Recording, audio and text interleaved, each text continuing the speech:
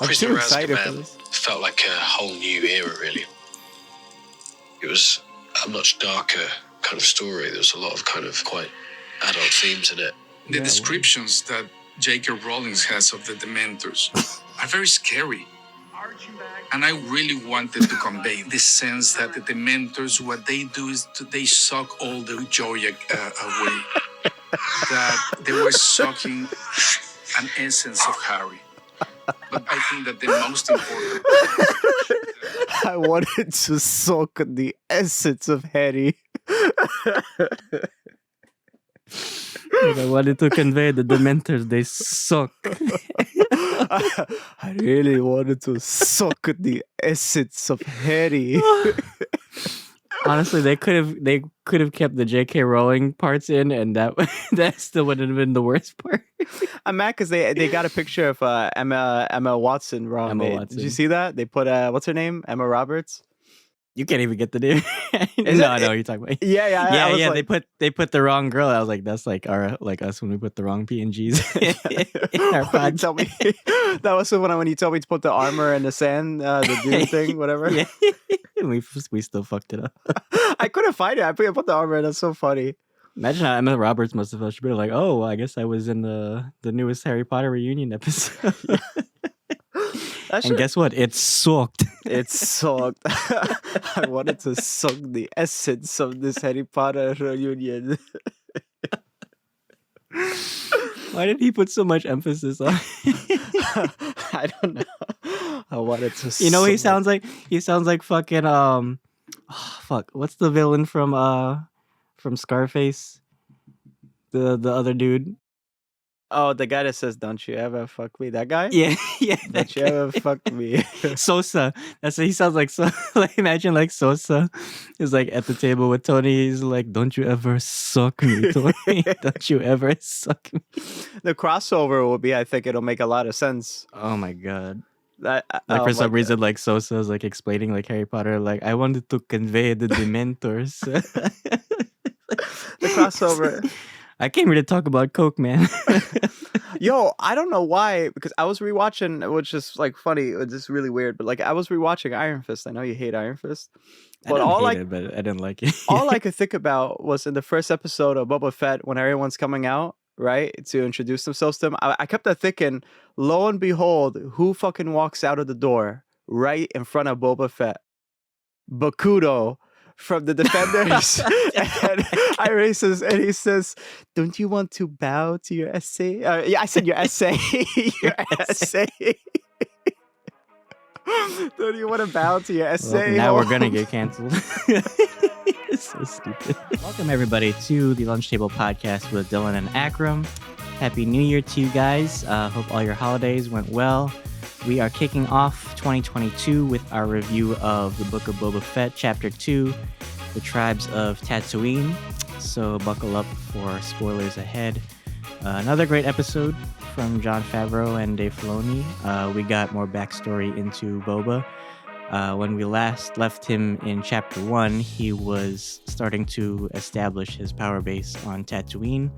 But it seems that there's forces that want to destroy his criminal empire before it begins. But before we get into the nitty gritty, Akram, I just want to hear your overall thoughts on the episode. I thought it really sucked. No, it was I think this episode was more of my favorite than the last episode. I thought the last episode was still really good, but I felt like this one, I felt like the relationship between the Tuskens was really beautiful. We had more insights on the culture. Not everything is evil on the outside. We need some explanation on some certain like evil characters, and I think sometimes you really see like a beauty. It's just the culture, right, embedded within them, and that's why there's that brutality. It's very truthful.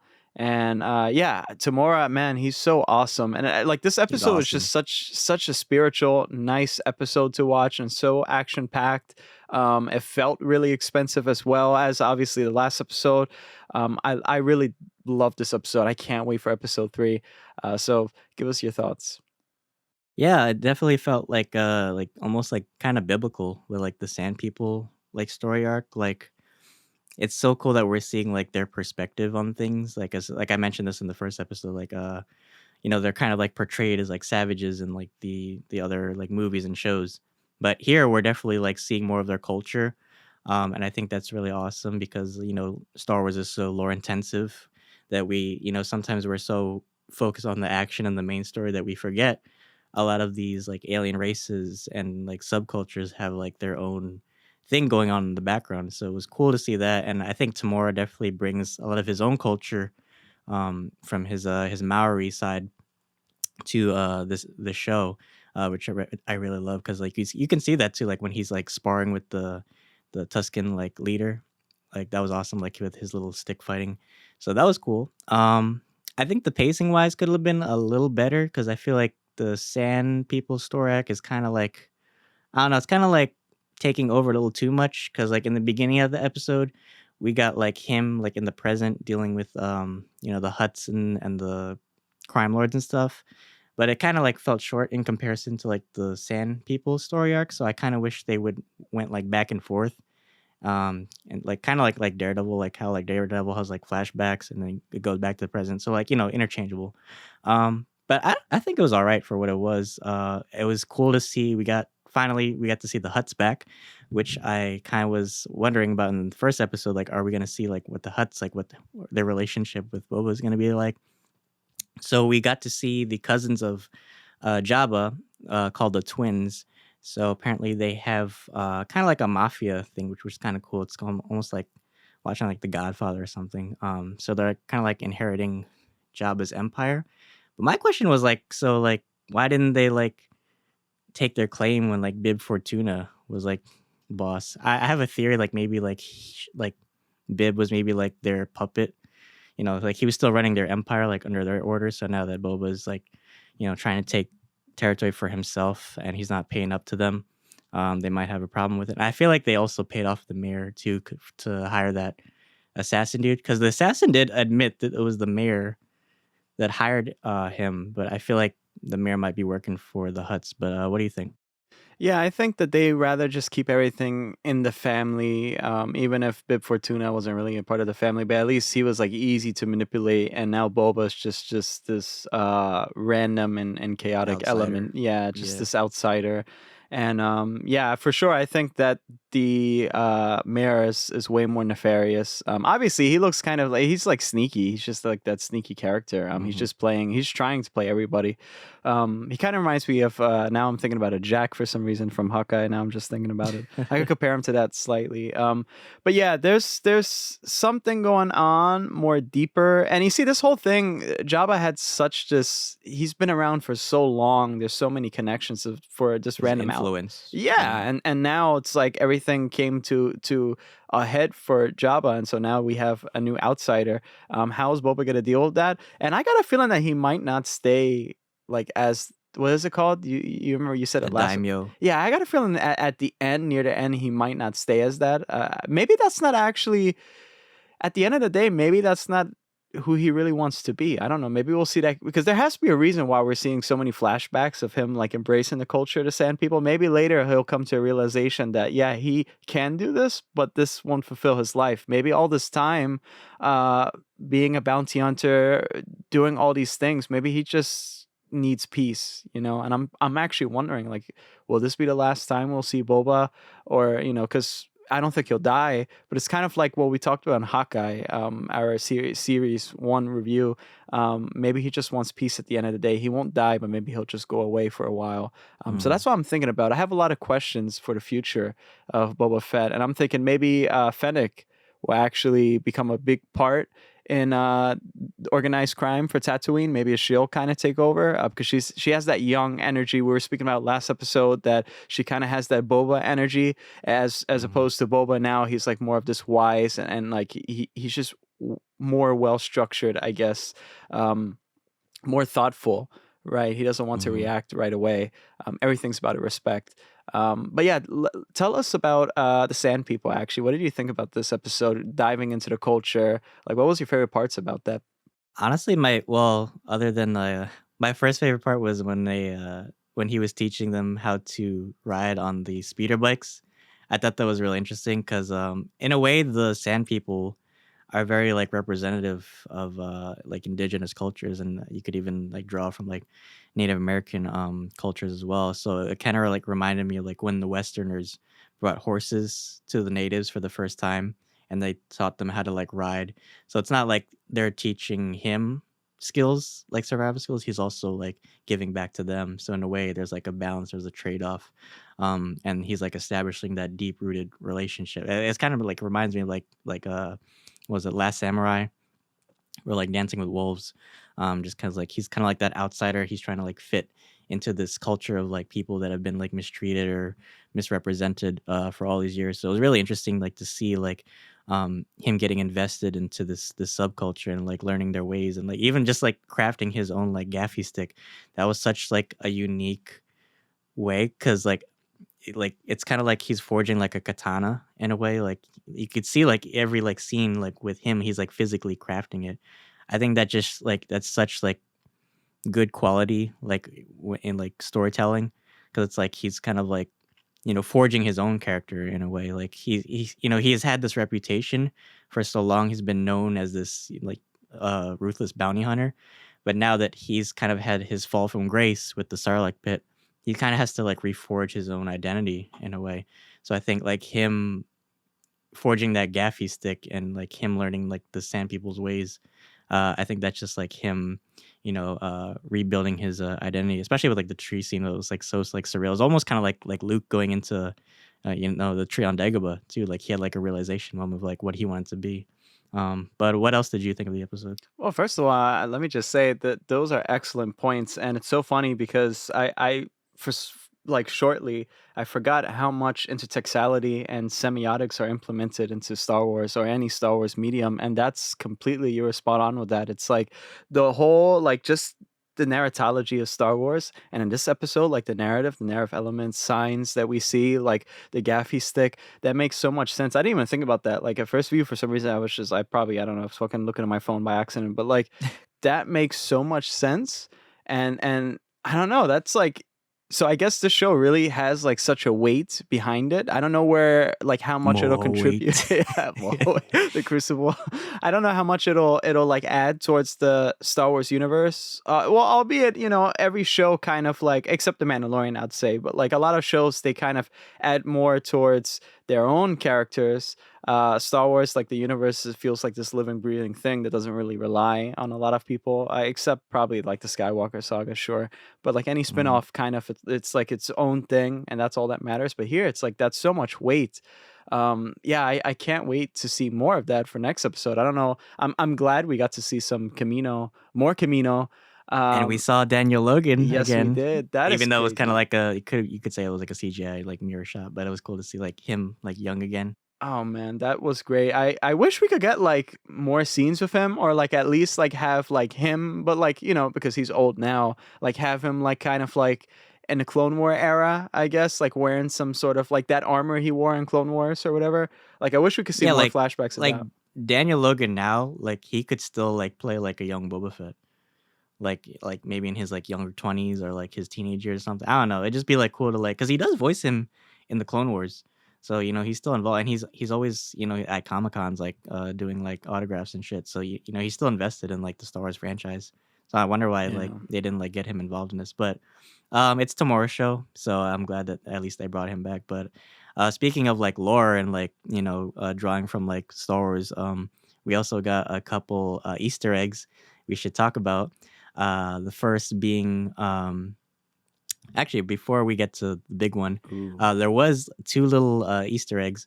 We got the Tashi Station, which was where Boba Fett beat up those thug guys, and actually those I watched this one guy on TikTok. He said like that couple that was there, they were actually friends of Luke Skywalker, Lays, and this is from like an old deleted scene, like with when he was talking to like Diggs or Biggs Darklighter, his friend. It's like an old scene. Oh, oh shit! I just thought about that. I just remembered That's I seen the Lays deleted and scene.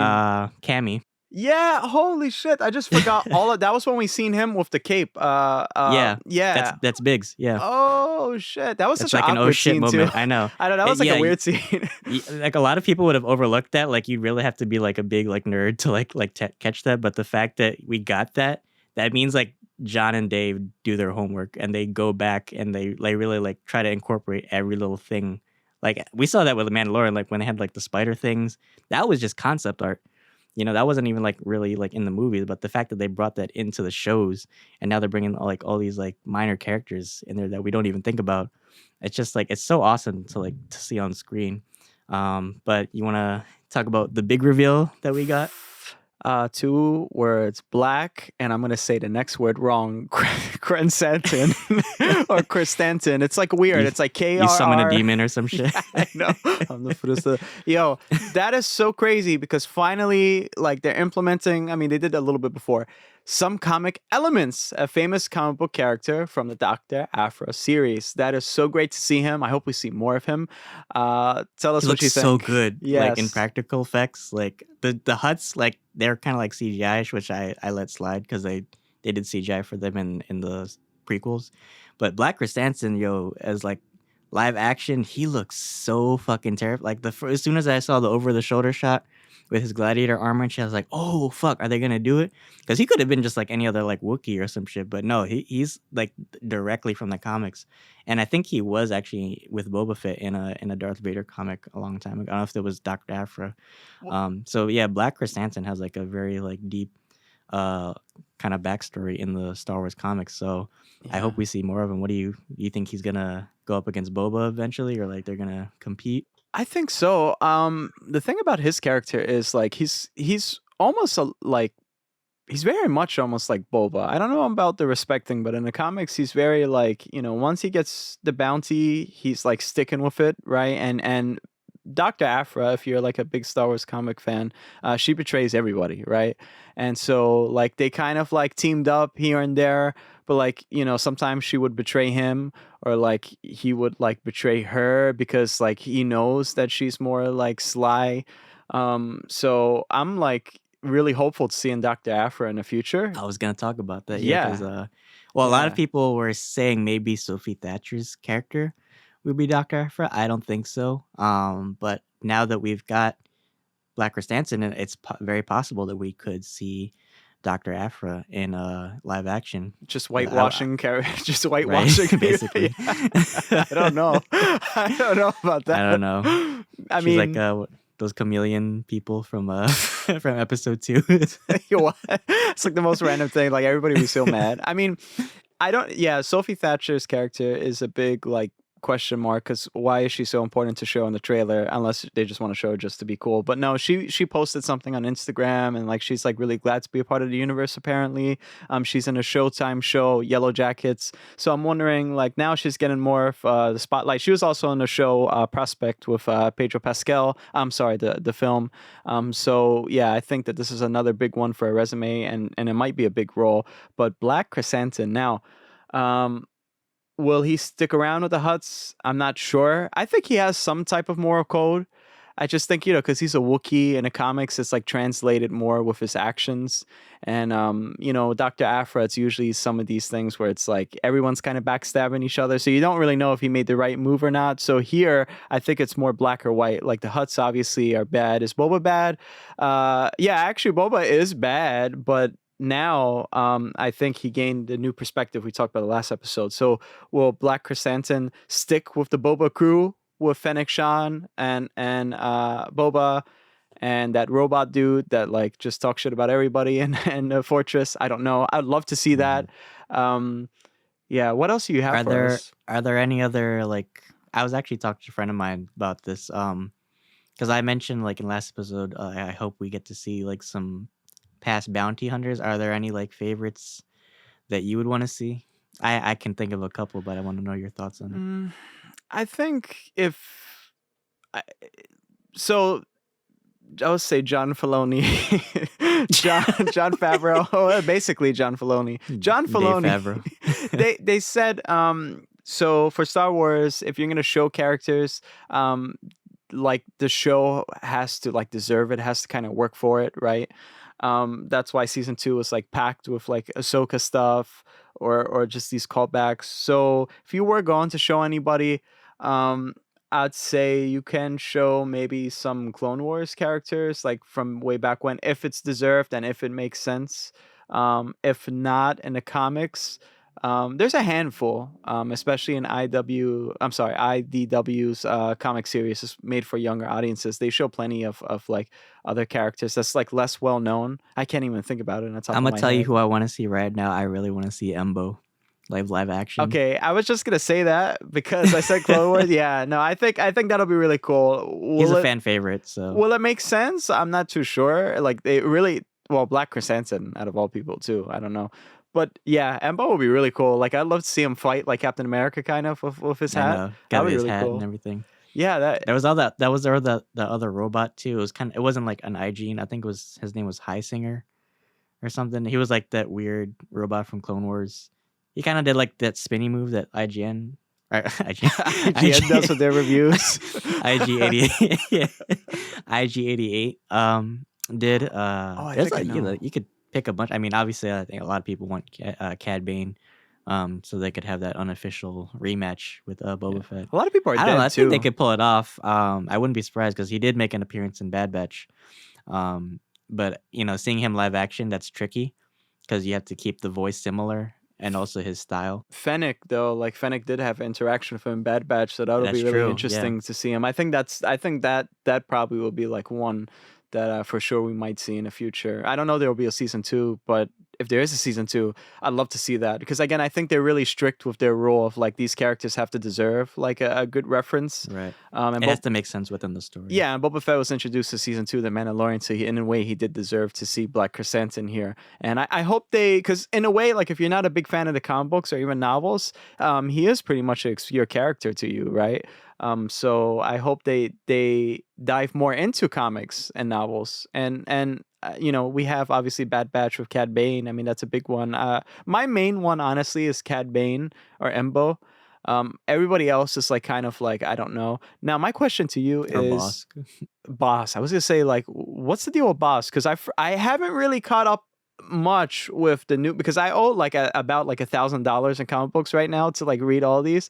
But like, what's the deal with Bosk? Is he still around? Like, is he still thriving in the comics? Like, War of the Bounty Hunters? Everybody asks, where is Boss, but not how's Boss? Yeah, What's or Boss? why is Bosk? Right.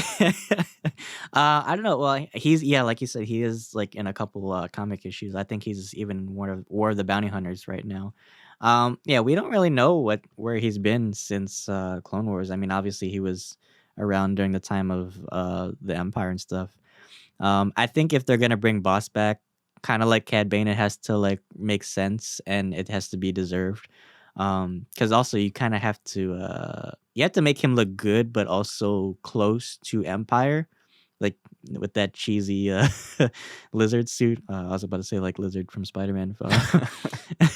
But I wouldn't be surprised actually if he would have made an appearance at the end. I really like want to see like these old school like bounty hunters like make a reappearance in what I call the Mandalorian verse. But it's possible, we could see them in other properties like Obi-Wan or Ahsoka, like because we have all these other shows. They don't have to all be in Boba Fett or Mandalorian, but it makes more sense if they are in Boba Fett because it's dealing with like the underworld. My question though, going back a little bit to Boba, because a lot of people have been kind of like on the fence about Boba's, I mentioned this earlier about him reforging his identity. Do you think it's taking away from his character that he's being so, I guess, forgiving of a lot of his enemies, as it's kind of like a disconnect too from Mandalorian because he was kind of like a savage when they brought him back. Do you think it's kind of like a hindrance on his character? Do you think he's like letting people get away with too much shit? I think that for starters, Boba has such a huge legacy and what's funny is his legacy. I mean, it's weird that he even has such a huge legacy because George Lucas said that he didn't expect Boba to have this huge fan base, and that's why he was killed off, right?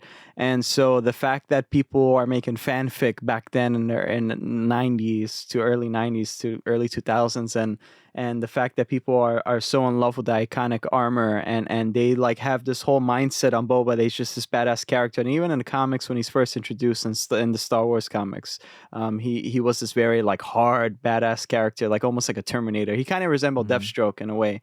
And it's like, I think that this type of characterization in this show shows the humanity in Boba, and it shows that he can be changed, even if he's this hardened veteran of like in a way, like all he had was bounty hunting, right? He lost his father.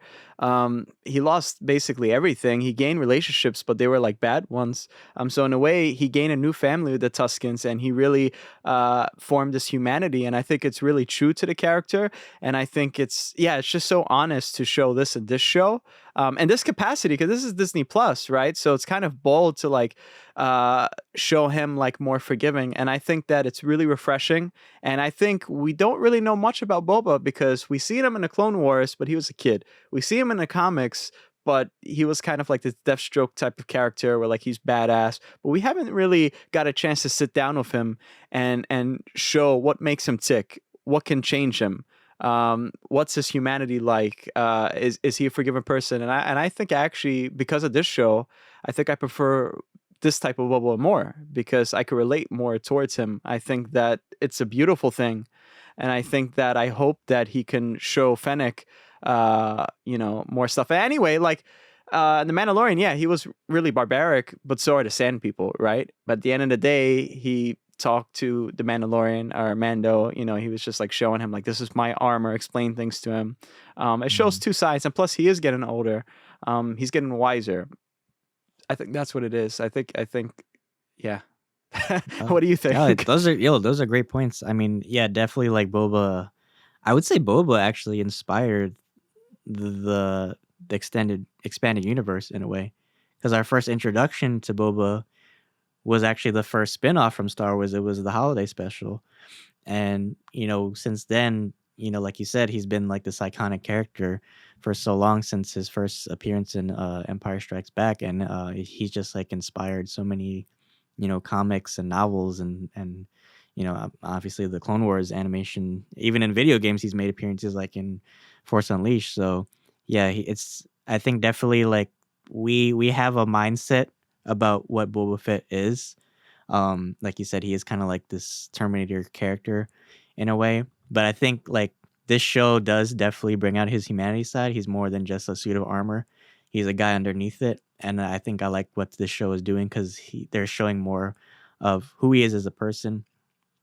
And he just the way he interacts with people. Because I don't think like him like letting people live is a bad thing. I think at times, he could be a little more like threatening or ruthless. But we've already seen that side of him. So just to see like a different, perspective, like the way he like negotiates with like the Tuskens and the Pikes, in this episode, letting them like pay toll and then letting the Tuskens give them, protection back to Mos Espa. I thought that was a really cool scene because he's kind of like a diplomat as opposed to a bounty hunter or a crime lord in this scene. So I hope he brings more of that into his character. But I hope he kind of stays true to his kind of like darker side in a way, because that's really why we love Boba Fett. Is just he's kind of like this cold, ruthless character. But I'm excited. Do you have any predictions for next episode or what we'll see in the future? Maybe we'll see more about Kira, another comic book character that I'm wondering, because we still have Crimson Dawn out there. Yeah, I'm wondering what's going on with her, unless she's too busy with Secret Wars. I don't know. But I want to see more of that. I think that you have the opportunity here to show more of organized crime, kind of expand on it, and show some of the secrets that we've been wanting to see answered. I hope we see that, because right now I don't know. I can understand your points earlier about like the pacing, like because it can be jarring here and there, like because the flashbacks are like really long. You know what I mean? It's like sometimes for flashbacks, yeah, they're like sometimes even longer than just the present day, right? So when you get back to the present day, you're like, okay, well, there's this conflict, but I'm more interested in seeing his relationship with the Sand People and how did he get to the Mandalorian. So I hope we get to see like more of like what's going on in the background. Like who's really in charge here? Like is there somebody like kind of blackmailing the Hutts? Like I don't know. I'm just throwing out some random theories, but I definitely want to see more of Kira, and hopefully we see more of Kira in Star Wars canon. Because we need to, right? I don't know if Amelia Clark will. I mean, she's gonna be a Secret Wars, though, right? Or Secret Invasion. Sorry, like so. You keep mixing franchises together. Nah. No, I mean, well, Secret Invasion, right? I mean, so okay. So what do you think? What do you think we'll see in the future then? Yeah, I agree. I think we definitely need more like insights, not even just on Crimson Dawn, but like just the underworld, like what's the status of them right now? Because the Empire's gone, obviously. I mean, they're still there, but they're not as powerful. We still have because we haven't had like any mention of like the New Republic. Like, what's their relationship with crime now? Are they being more strict? Are they being more lenient? We don't know. So what's their relationship like the core worlds, like the mid-rim, just like the higher society planets, you could say. I hope we get to see more off-world planets as opposed to Tatooine, because I kind of want to see like different. Yeah, we still haven't even seen Slave One yet. I think we saw it in the trailer, but I kind of want to see Slave One again. So I don't know. Yeah, I hope the pacing is a little bit better. I like the Sand People arc, but I think it needs to wrap up by next episode, and then we need to go back to the present and go back to what Boba Fett's like doing with all these different factions that he's dealing with. But I really like this episode. I like this series as a whole. It's a great addition to the Star Wars franchise, and it's definitely a worthy successor to Mandalorian. But yeah, any final thoughts? No, that's about it for me. Thank you guys so much for watching anyway. We really appreciate it. If you made it to the end, please subscribe, please like as well. And we can't see you to the next one. So Dylan, let's end this, John. All right. See you guys. Yeah. Oh, that's it? I thought you were going to say stuff. Just say stuff. Well, you kind of took my thing, so I just took your thing. No, just say. Well, you guys are still watching. Dylan will officially exit us out. So come on, Dylan, do your thingamajig. All right, guys, thank you again for watching. If you haven't already, like Akram said, followed us, please give us a like, follow. If you can watch our chapter 1 review that's already out for Book of Boba Fett. We also have all the Marvel shows out.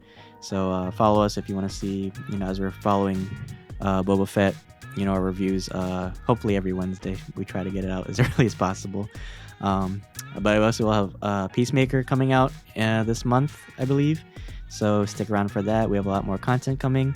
And we hope you guys have a great start off to the new year. I know we haven't, but we're trying.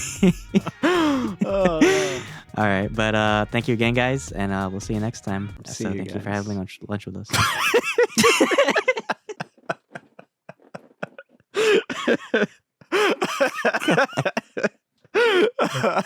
Just go.